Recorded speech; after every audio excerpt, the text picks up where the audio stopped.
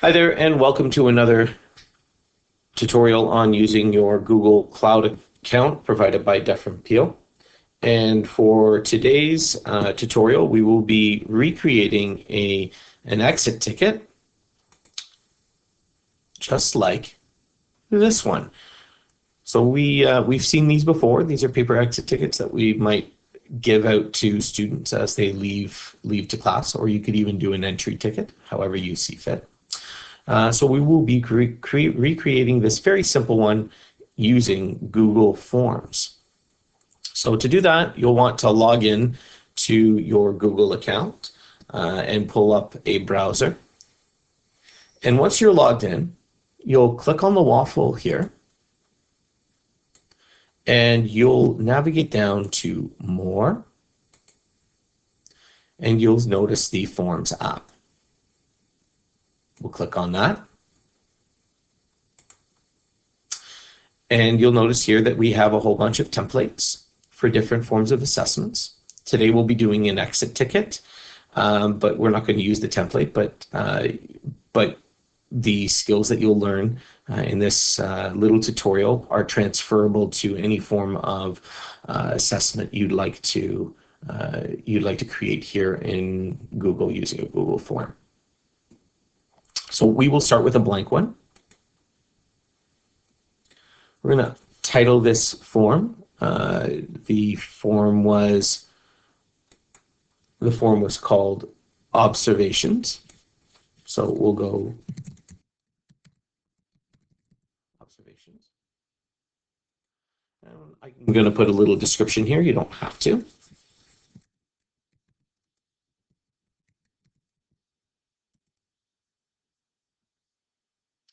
And over here, you'll notice we already have one question kind of ready to go. But when I click on it, I'm going to put down, it opens up an edit menu.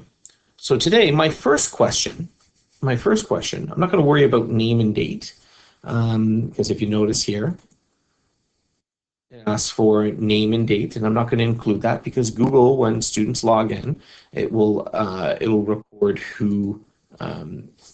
who's filled out the questionnaire for you. So we will put down, I saw today.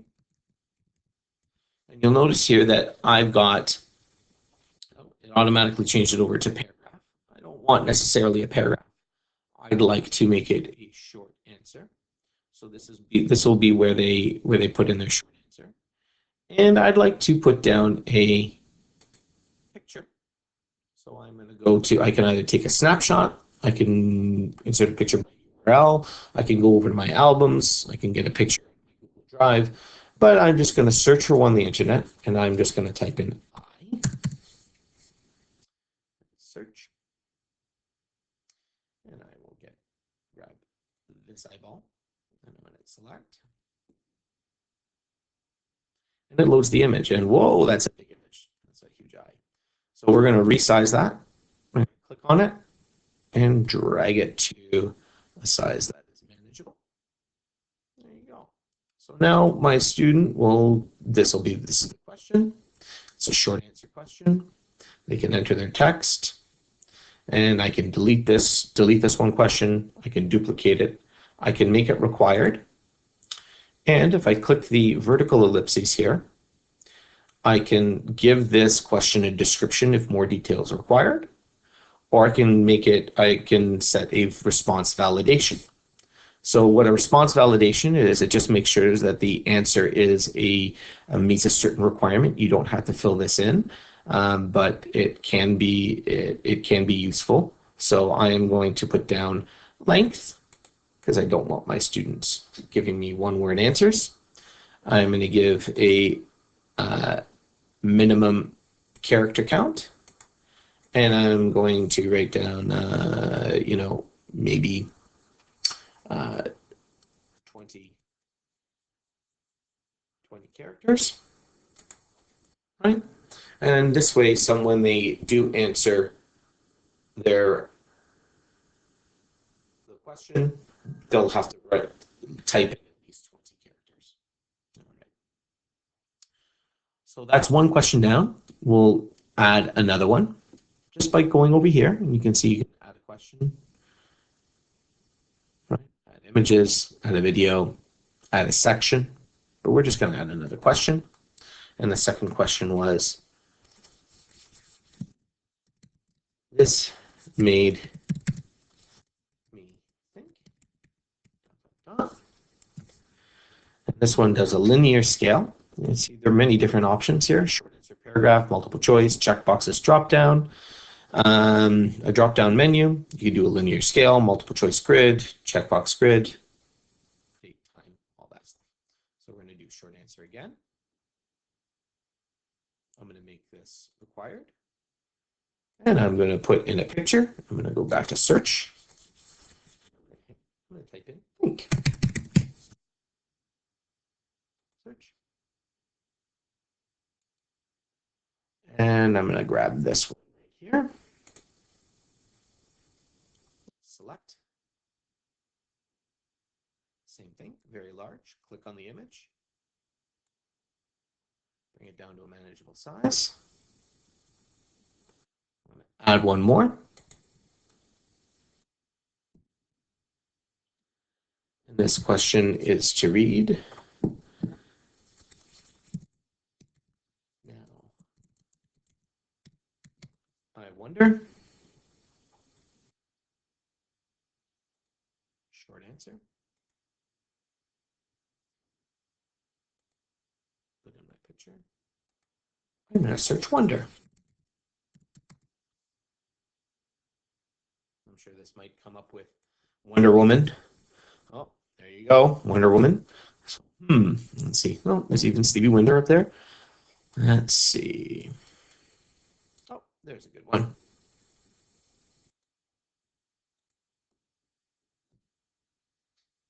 And again, really big. Just make this as small as we can for now. Short answer. I'm going to make this required.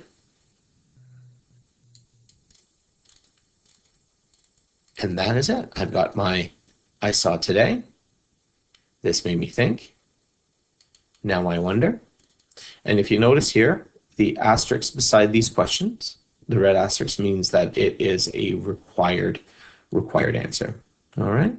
And you'll notice up here it says all changes saved in Drive. If I click over here, it's going to change the title to observations, but you can retitle this anything you want. So I'm going to title it Observations Exit.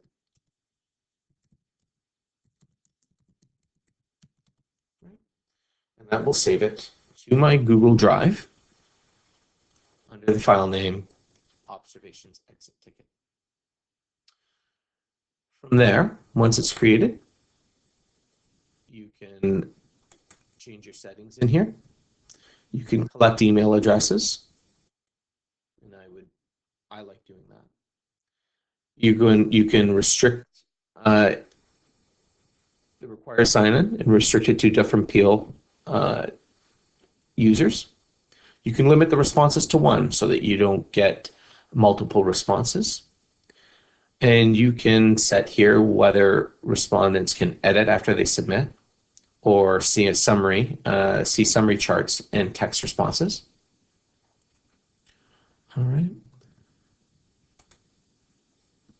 You can show a progress bar if you have a really long question or long exit ticket or quiz.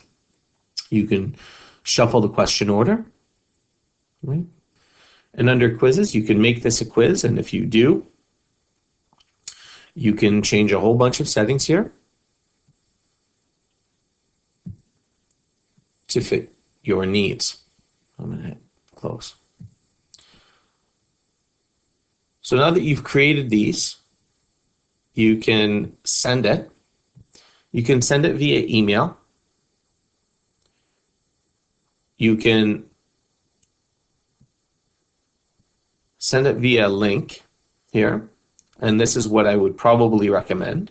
You'd grab the link, you click on the link, hit shorten URL. It's going to give you this HTTPS, Google Forms, and then there's going to be this number. you can copy and paste this, put it in an email to a student, or write this one down on the board, and they can type it into their phones, and they will have a mobile view. Or you can put it into your Google Classroom account, or you can go into your Google Classroom and actually add the file as an exit ticket. So that is creating our exit ticket. Thanks so much for watching.